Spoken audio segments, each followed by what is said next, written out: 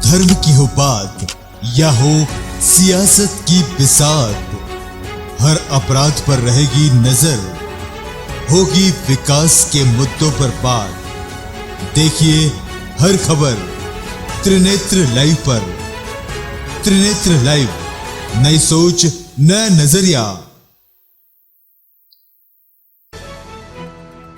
बुधवार से 10 दिन तक देश भर से भक्त भगवान चिंतामन गणेश के दर्शन करने आएंगे। भक्तों को पहली बार नवनिर्मित पाथवे से होकर मंदिर में प्रवेश दिया जाएगा। हालांकि परिसर में अब भी निर्माण कार्य जारी है। चिंतामन गणेश मंदिर में रामायण कालीन लक्ष्मण बावड़ी है। मान्यता है वन गमन के दौरान भगवान श्री राम, माता सीता तथा लक्ष्मण जी ने यहाँ चिंतामन गणेश की स्थापना की थी। उस समय माता सीता को प्यास लगी, उन्होंने लक्ष्मण जी को जल लाने को कहा तथा लक्ष्मण जी ने बाण चलाकर जल धारा प्रकट की। तभी से ये स्थान बावड़ी के रूप में यहाँ मौजूद है। बावड़ी के मुहाने पर भगवान विघ्नहर्ता की मूर्ति विराजित है। किंवदंतियों के अनुसार इस स्थान पर जिस प्रकार माता सीता के विघ्नों का विनाश हुआ, उसी प्रकार विघ्नहर्ता के दर्शन से भक्तों के भी मनोरथ पूर्ण होते हैं। चिंतामन गणेश मंदिर में भगवान श्री गणेश के 3 रूप एक साथ विराजमान हैं, जो चिंतामन गणेश, इच्छामन गणेश और सिद्धि विनायक के रूप में जाने जाते हैं। श्री चिंताहरण गणेश जी की ऐसी अद्भुत और अलौकिक प्रतिमा देश में शायद ही कहीं होगी। चिंतामणि गणेश चिंताओं को दूर करते हैं, इच्छामणि गणेश इच्छाओं को पूर्ण करते हैं और सिद्धि विनायक रिद्धि सिद्धि देते हैं। इसी वजह से दूर दूर से भक्त यहाँ खींचे चले आते हैं। विश्वविख्यात चिंतामन गणपति की स्थापना के बारे में कई कहानियां प्रचलित है। ऐसा माना जाता है कि राजा दशरथ के उज्जैन में पिंडदान के दौरान भगवान श्री रामचंद्र जी ने यहां आकर पूजा अर्चना की थी। सतयुग में राम, लक्ष्मण और सीता माँ वनवास पर थे, तब वे घूमते घूमते यहाँ पर आए। तब सीता माँ को बहुत प्यास लगी। लक्ष्मण जी ने अपने तीर इस स्थान पर मारा, जिससे पृथ्वी में से पानी निकला और यहाँ एक बावड़ी बन गई। माता सीता ने बावड़ी का जल ग्रहण कर उपवास खोला था और माता सीता ने प्रसन्न होकर मंदिर के सामने ही आज भी वो बावड़ी मौजूद है, जहाँ पर दर्शनार्थी दर्शन करते हैं। इस मंदिर का वर्तमान स्वरूप महारानी अहिल्याबाई द्वारा करीब 250 साल पूर्व बनाया गया था। इससे भी पूर्व परमार काल में भी इस मंदिर का जीर्णोद्धार हो चुका है। ये मंदिर जिन खंभों पर टिका हुआ है, देश के कोने कोने से भक्त यहाँ दर्शन करने आते हैं। यहाँ पर भक्त गणेश जी के दर्शन कर मंदिर के पीछे उल्टा स्वास्तिक बनाकर मनोकामना मांगते हैं और जब उनकी मनोकामना पूर्ण हो जाती है तो वो पुनः दर्शन करने आते हैं और मंदिर के पीछे सीधा स्वास्तिक बनाते हैं। कई भक्त यहाँ रक्षा सूत्र बांधते हैं और मनोकामना पूर्ण होने पर रक्षा सूत्र छोड़ने आते हैं।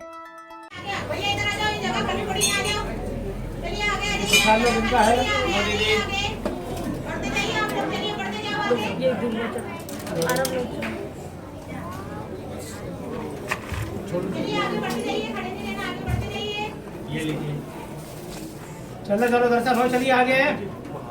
थोड़ा सा इसको बच्चे को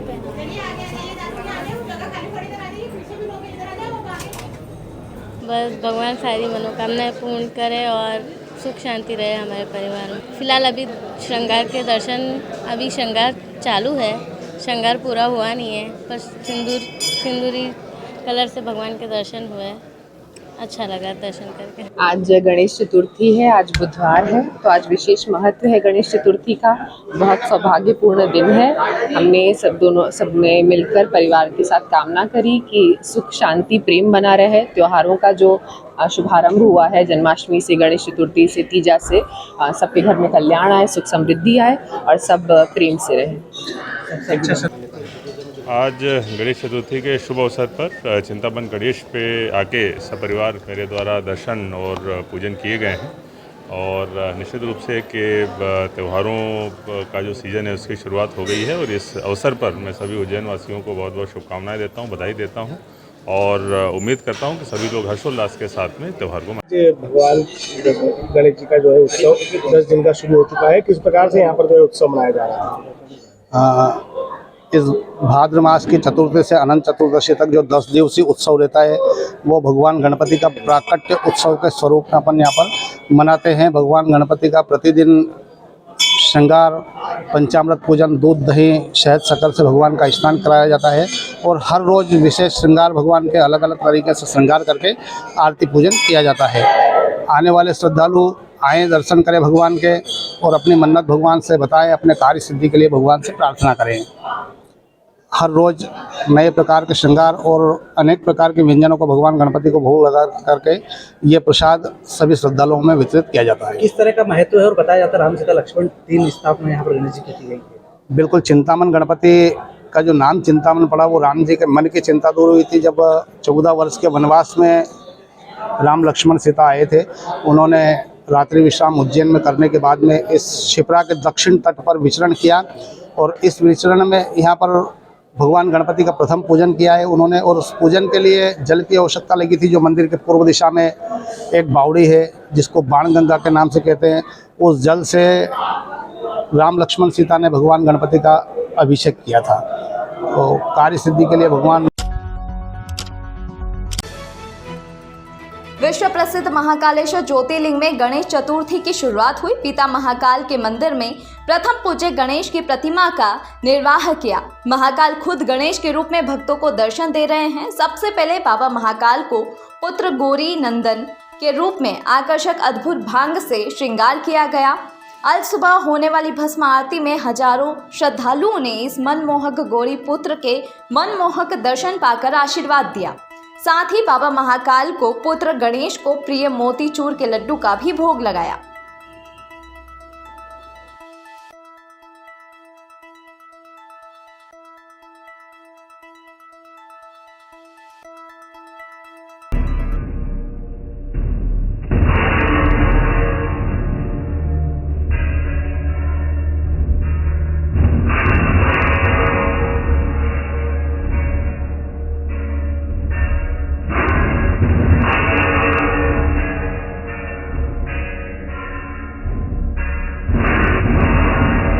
आज बाबा को भस्मा आरती में गणपति के स्वरूप का दर्शन कराया गया। भांग का श्रृंगार गणपति के स्वरूप में कराया गया।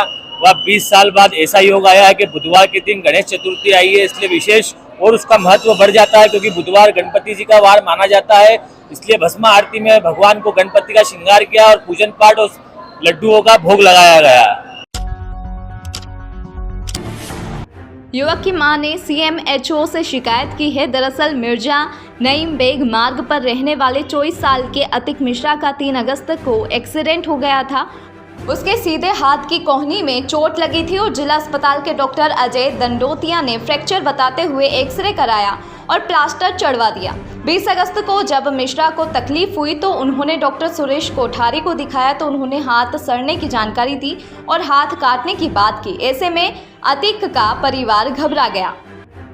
एक्सीडेंट हुआ था छोटा सा, इसमें अजय दंडोई सर ने बोला कि हाथ फ्रैक्चर और एक्सरे भी करवाया था, उसमें हड्डी डैमेज भी निकली थी, पर उन्होंने ज़बरदस्ती उन्होंने प्लास्टर बनवाने और उन्होंने बोला 1 महीने बाद इसको खोलना फिर रिजल्ट ठीक हो जाएगा। तो 20 दिन में मेरे को प्रॉब्लम ज़्यादा होने लग गई, तो उस कारण मैंने ये प्लास्टर निकाला। तो उसके बाद देखा तो हाथ की स्थिति बहुत ज़्यादा ही गंभीर हो गई थी, तो डॉक्टर सुरेश कोठारी के पास इमरजेंसी में उनने सर्जरी की।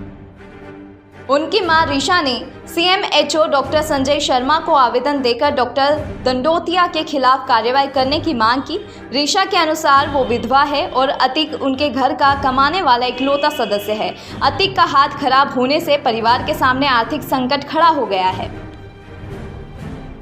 प्राप्त हुई है जिसमें कि गलत ढंग से प्लास्टर लगाने की शिकायत बताई गई है और जो डॉक्टर दंडोतिया द्वारा ये प्लास्टर लगाया बताना जा रहा है। इसके बारे में विभाग द्वारा डॉक्टरों की टीम गठित करके और इस शिकायत की जांच करवाई जाएगी और जो दोषी होगा उस पर नियमानुसार कार्रवाई की। उज्जैन के जिला न्यायालय ने 420 IPC के एक मामले में आरोपी को सजा सुनाई है। जिला न्यायालय के मीडिया सेल प्रभारी मुकेश कुन्हारे ने जानकारी देते हुए बताया कि आरोपी फजल हुसैन पिता नजर हुसैन को 5 प्रकरणों में धारा 420 का दोषी मानते हुए 4 साल का सश्रम कारावास की सजा सुनाई है। वहीं आरोपी पर 1,25,000 रुपए का अर्थदंड भी लगाया गया है। दरअसल मामला इस प्रकार है कि कुल सचिव विक्रम विश्वविद्यालय उज्जैन ने थाना माधवनगर में दिनांक 27 सितंबर 1991 को शिकायती आवेदन दिया था कि विश्वविद्यालय के प्रौढ़ सतत शिक्षा एवं विस्तार कार्यक्रम केंद्र में कार्यरत फजल हुसैन लेखापाल के पद पदस्थ है। उनके द्वारा वर्ष 1987 से निरंतर वेतन पत्रकों में हेराफेरी कर गबन किया गया है। जांच के बाद पुलिस ने केस दर्ज किया। मामले में न्यायालय ने आज सजा सुनाई है। 5 अलग अलग प्रकरणों में भारतीय दंड संहिता की धारा 420 में 4 वर्ष का कठोर कारावास एवं कुल 1,25,000 रुपये के अर्थदंड से दंडित किया गया है। मामला इस प्रकार है कि श्रीमान कुल सचिव विक्रम विश्वविद्यालय उज्जैन ने थाना माधवनगर पर प्रथम सूचना रिपोर्ट लेख कराए जाने हेतु दिनांक 27/9/1991 में एक आवेदन दिया गया था, जिसमें लिखा था कि आरोपी फजल हुसैन विश्वविद्यालय के प्रौढ़ सतत शिक्षा एवं विस्तार कार्यक्रम केंद्र में लेखापाल थे और उनके द्वारा वर्ष 1987 से निरंतर विभाग के वेतन पत्रकों में गड़बड़ी कर कुल 3,98,000 रुपये का गबन किया है। थाना माधवनगर द्वारा आरोपी के विरुद्ध अपराध पंजीबद्ध कर माननीय न्यायालय में अभियोग पत्र प्रस्तुत किए गए थे और माननीय न्यायालय द्वारा अभियोजन के तर्कों से सहमत होकर आरोपी को दंडित किया गया है। सोमवार को एक बार फिर महाकाल मंदिर के पास जहरीला कोबरा सांप देखा गया, जो कि बड़े गणेश मंदिर के पास आनंद व्यास के घर के अंदर चला गया। इसके बाद कोबरा सांप को रेस्क्यू कर पकड़ा गया। दरअसल ये सर्प निकलने का कारण अधिक बारिश और मंदिर के आसपास का विस्तारीकरण, मंदिर के आसपास की जमीन खुदाई करना है। बारिश की वजह से जमीन में पानी भर गया है।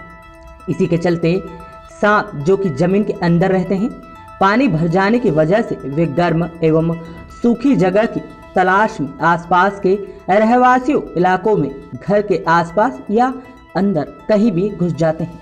यहाँ हम आपको बता दें, इस बार उज्जैन के महाकाल मंदिर के आसपास हर साल की तुलना में इस वर्ष अधिक सर्प मिले हैं।